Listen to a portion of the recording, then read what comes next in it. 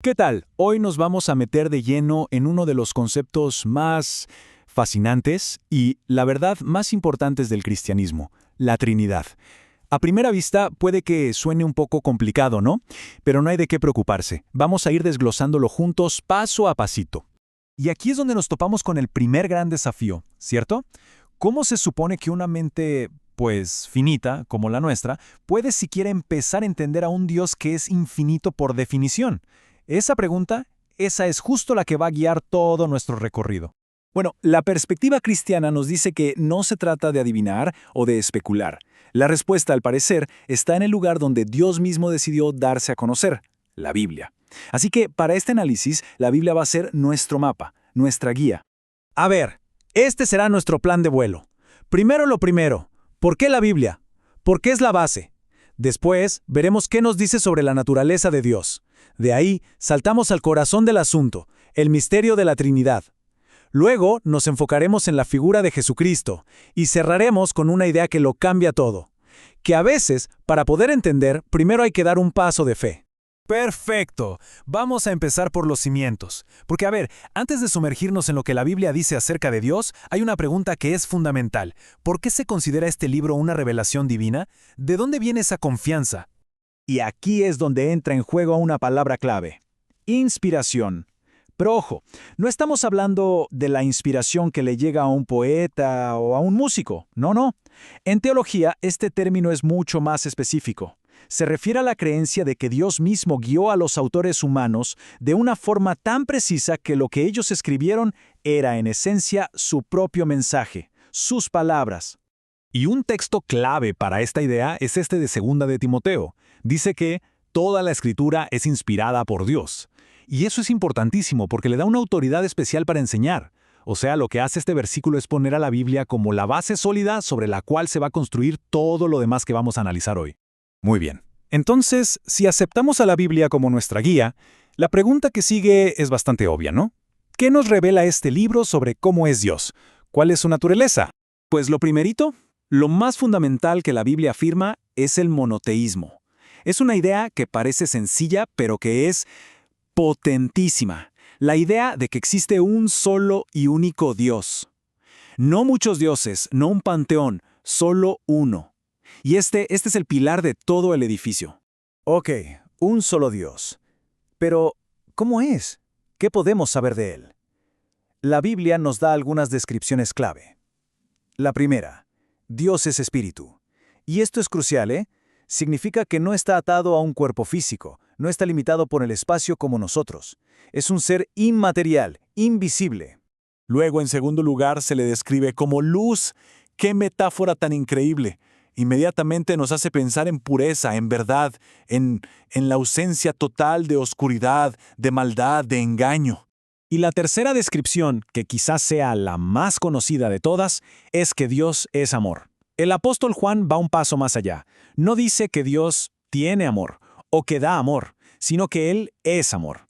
Es parte de su mismísima esencia, de quien es Él. Pero además de estas descripciones, la Biblia le asigna unos atributos que, la verdad, se escapan un poco a nuestra lógica. Pensemos en esto. Es omnipresente, o sea que está en todas partes al mismo tiempo. Es omnisciente, lo sabe absolutamente todo, pasado, presente, futuro. Es omnipotente, nada es imposible para él. Es eterno, sin principio ni fin. Y además, inmutable, su esencia, su carácter, nunca cambia. Todos estos omnis juntos nos pintan el retrato de un ser que es verdaderamente infinito. Bueno, hasta aquí todo claro, ¿no?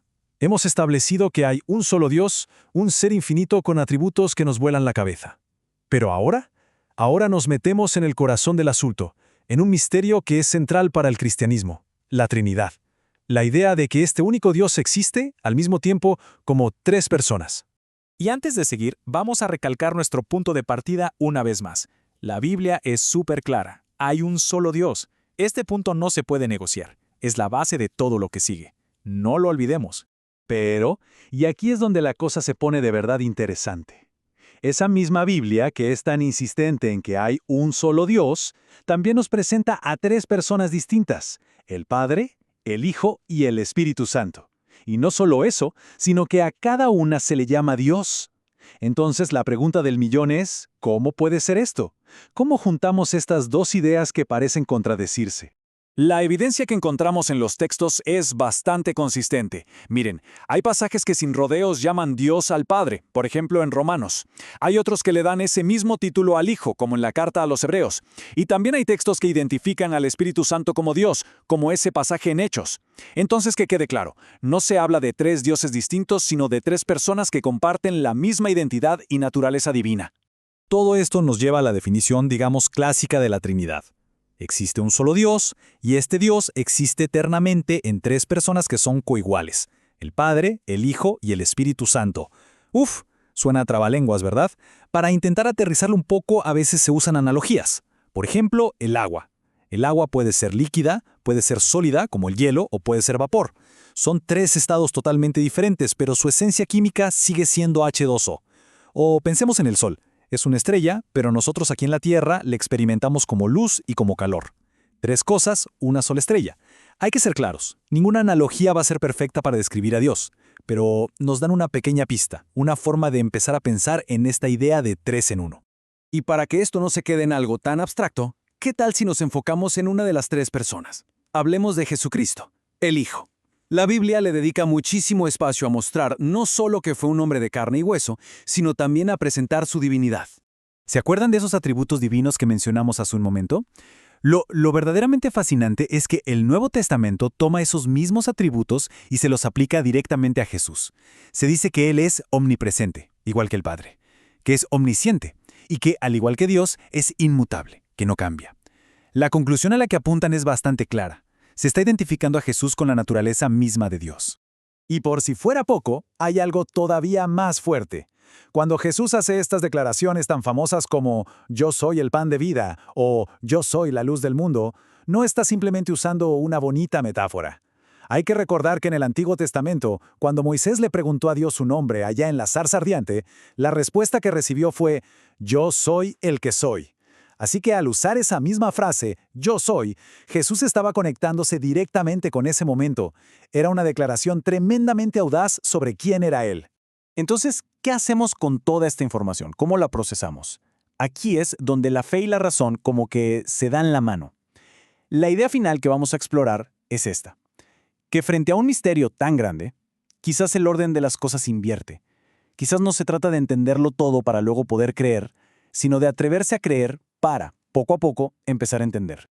No cabe duda de que la Trinidad desafía nuestra lógica, la lógica humana del día a día. Esto no es como una ecuación matemática que podamos resolver con una fórmula. Se nos presenta como una revelación sobre cómo es Dios, una revelación que va más allá de lo que podemos ver o tocar, y que al final del día se acepta por confianza, por fe en la fuente que nos lo está contando. Y con esto, cerramos el círculo. Volvemos a la pregunta con la que empezamos todo esto, pero quizás ahora con una perspectiva un poquito diferente. Si somos honestos y aceptamos que nuestra mente tiene límites, que es finita, ¿no tendría todo el sentido del mundo que la naturaleza de un Dios infinito contenga misterios? ¿Misterios que sencillamente no podemos meter en nuestras cajitas mentales? Es algo para reflexionar.